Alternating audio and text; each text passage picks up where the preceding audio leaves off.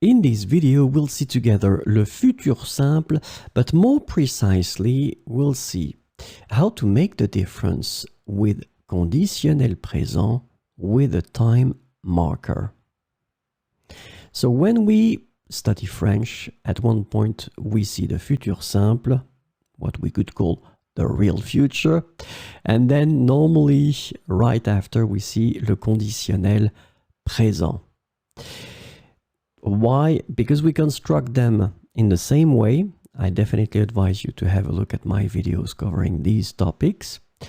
But then there is one big problem with the futur simple and the conditionnel présent is that for the first person of the singular, they have the same phonetical form.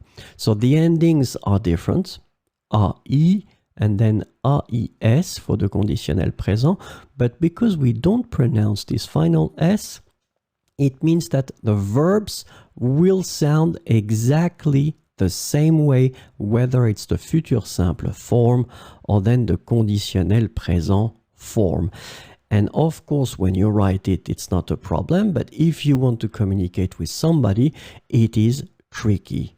My students usually stress a lot about that, but in fact, there is a simple way to solve this situation. And the way to do it is by using a time marker. So, je prendrai le train. I mean, you could say this sentence, but if you say it like that, je prendrai le train, in my mind, it's definitely not clear whether it's the futur simple or the conditional. And it's a big thing because if it's the futur simple, then it's the future. If it's the conditional, it's not sure that it will happen. So you really want to make clear that it's the futur simple and not conditionnel, you will just put your time marker, be as precise as possible. You just put je prendrai le train de 15h30. And in that case, it's clear in my head, in my mind, that we're talking about le futur simple. Je prendrai le train de 15h30. So another possibility, like here, for instance, demain, j'irai chercher mon colis à la poste.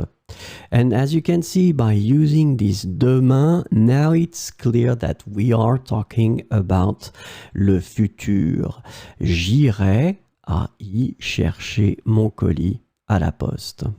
So this is quite important. And remember, if you really want to make sure, especially for the first person, and when you're talking to somebody, to make sure that it's clear that it's the future and not the conditional, put some time markers. De 15h30 or then demain here. Let's have two more examples. L'année prochaine, je travaillerai moins.